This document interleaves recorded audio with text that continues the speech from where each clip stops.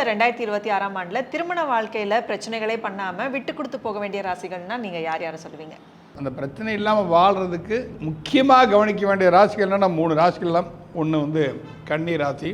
கன்னி ராசி சேர்ந்த மனுஷங்களுக்கு, ஆண்களுக்கு எல்லாத்துக்குமே இரட்டைத்தன்மைங்கிறது இருக்கும் மைண்டில்.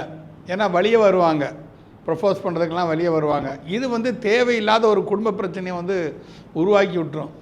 இந்த கன்னி ராசிக்காரங்களுக்கெல்லாம் கொண்டு இந்த விஷயத்தை எச்சரிக்கையாக இருக்கணும். அதுக்கு அடுத்தது நம்ம பார்க்க வேண்டிய ராசி அப்படின்னு எடுத்துக்கிட்டால் கும்பம். பொதுவாக 7ஆம் இடத்த கேது இருந்தாலே வந்து அது கோர்ட் கச்சேரிங்கிற தன்மையில் வந்து அது கொண்டு போகும். அதனால் இவங்களும் வந்து என்ன செய்யணும்னா, வெளியில் 1000 பேச்சு செஞ்சுட்டு போங்க, வீட்டுக்கு போனால் குடும்பம் நிம்மதியாக இருக்கணும். கணவன் நமக்கு முன்னால் வந்து தரா, வாமா இன்றைக்கி என்னம்மா தொழில் எப்படி இருந்து அவர் கேட்குறோன்னா இருக்கணும். இல்லை நம்மளே எப்படின்னா, என்னங்க நீங்கள் சீக்கிரம் வந்துட்டீங்களா, எனக்கு சாரி கொஞ்சம் வேலை லேட் ஆகி போச்சு, உங்களுக்கு என்ன வேணும் சொல்லுங்கள் நான் செஞ்சு தரேன். இல்லைம்மா பரவாயில்ல பார்த்துக்கணும். இது வந்து ஒரு அட்ஜஸ்ட்மெண்ட் மைண்டு. இது வந்து கும்பராசிக்காரங்களுக்கு இப்போ ரொம்ப முக்கியமாக தேவை. அதுக்கு அடுத்ததாக நம்ம பார்க்குறது மீனராசி. மீனத்தை ஏற்கனவே சனி மகன் உட்காந்துருக்கான், 7.5 சனி. 7.5 சனியில் ஆக்ரோஷமாக செவ்வாய் வேறு உட்காந்துருக்கான். புதன் நீச்சமாக போய் உட்காந்துருக்கிறான். புத்தி வேலை செய்யாது.